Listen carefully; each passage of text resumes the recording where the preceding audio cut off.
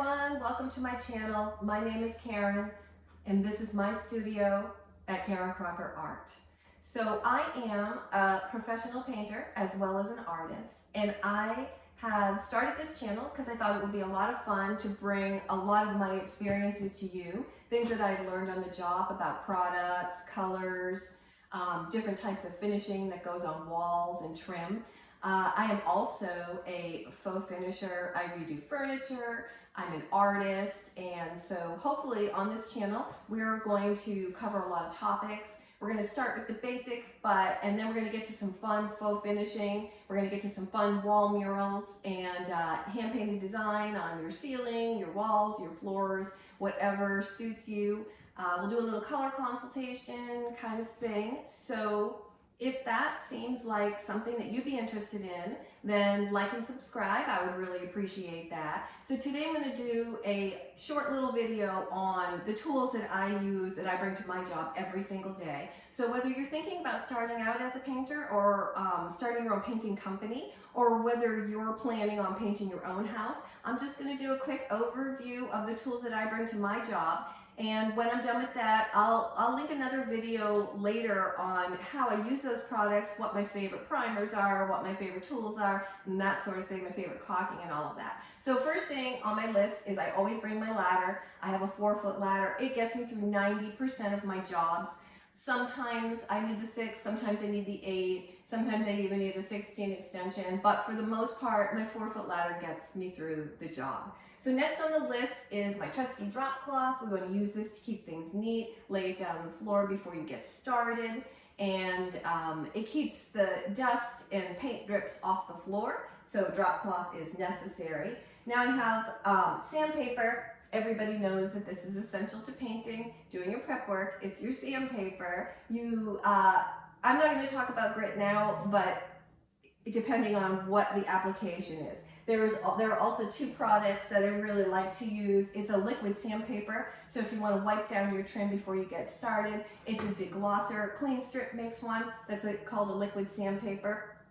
You wipe down your trim with it. It's like water. It cleans it, it etches it. And Krud Kutter also makes one that has TSP in it. TSP is, it's been around forever. It just cleans grime and dirt off of everything. Of course, you want your caulking gun. I use a dripless caulking gun so that when I am not using it and I put it down, it's not leaking and gooking all out of the front. So I use a dripless caulking gun. You're going to need a 5-in-1 tool. This tool is really great. It opens the paint. It helps you clean up messes and spills. It's just, some of them have so many functions they can even pull nails out of the wall. So this is a great tool. Some of them even have little screwdrivers in the bottom. So this is an essential key to your tool bag when you become a painter. So I have a couple of different knives. I have a 6-inch putty knife, and I have, this one might be an 1.5-inch putty knife. These are good for filling any holes you have in your walls. So to bring it to the job, any tape, any fill. We're going to talk about my favorites on this later, how they work, and what's the best application to use them for. So next, you're definitely going to have rags. You're going to want to bring primer. Not everything needs to be primed. Bare wood, bare sheetrock, that sort of thing. Later on, again, I'm going to talk about what my favorite primers are, different primers I use, and the different applications for them. Always bring a throwaway brush. You never know. It's good to have. Always bring your rags for cleanup and wipe up. Now I'm going to talk a little bit about brushes. I basically only use 3 different types of brushes. Let's see, I use a firm brush when I'm cutting in the walls. Some painters like to use extra firm. I like the firm.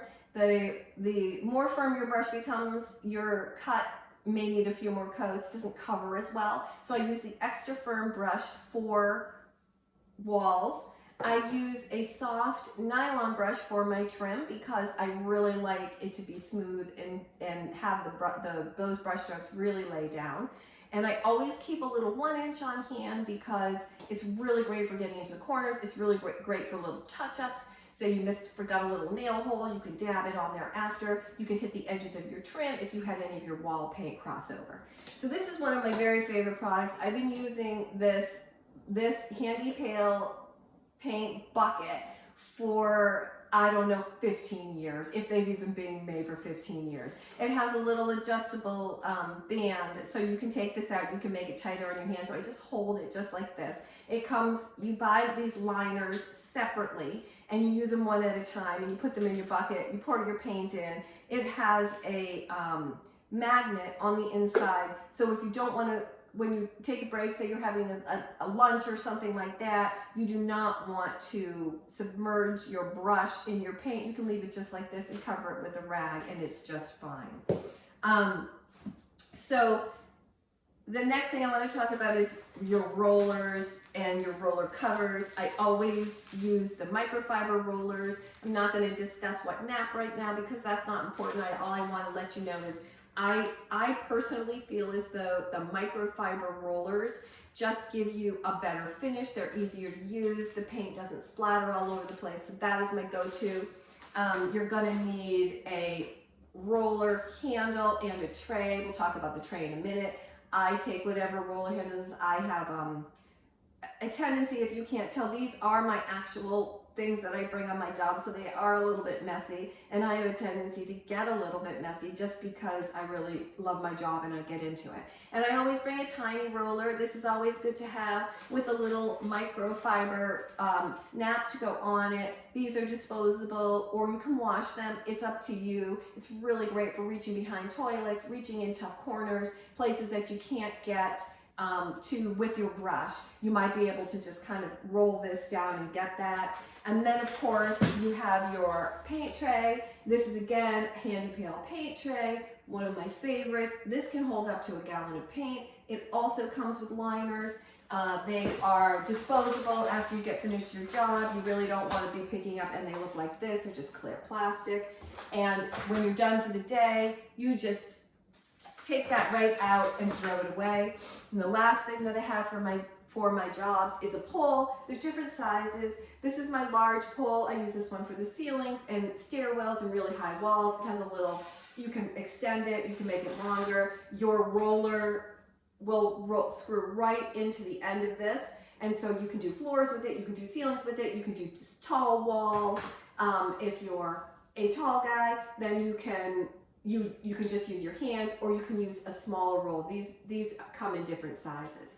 So that's going to conclude all of the tools that I take onto my jobs when I go to work every day. And I hope that you found this video helpful and you can utilize some of this knowledge when you do your painting project.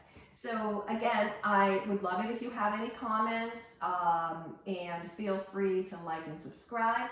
Until my next video, I appreciate you watching and thank you. Goodbye.